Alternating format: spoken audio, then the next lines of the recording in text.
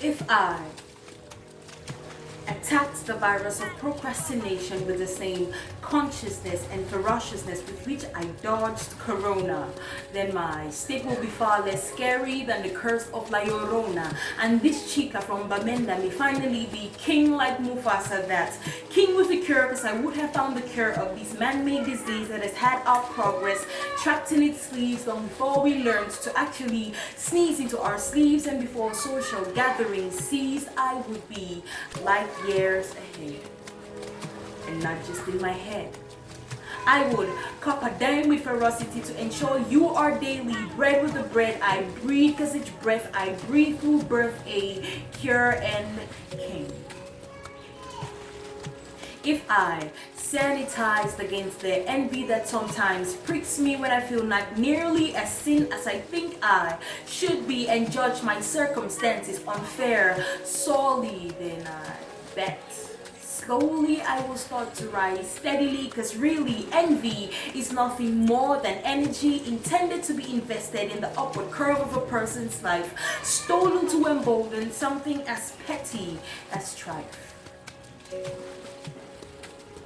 If I stifle the sense of desperation that attempts to corrupt my system, like I now downed hot water at the slightest hint of a cold or fever, I would never believe what I have been told, that I am too old. I could actually leave bold. It could win the battles, but I would repeatedly win the war that attempts to shade my milestones. Whenever I am money poor, I would be its bitter pill, cause I am made of more and I am blessed. This is not just lore in more ways than I can count, like with health and being limber, being eager, constantly finding the ginger to scale the ladder till I tip over, with being young at heart, creating art, and most importantly, proving that age ain't nothing but a mind condition and a number, cause we know Pharrell can very well be our grandfather.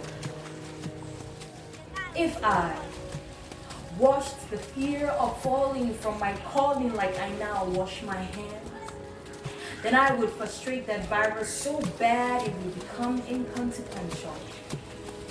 Its attempts to seal into my lungs to fester will end up down the drain in an eternal sequester.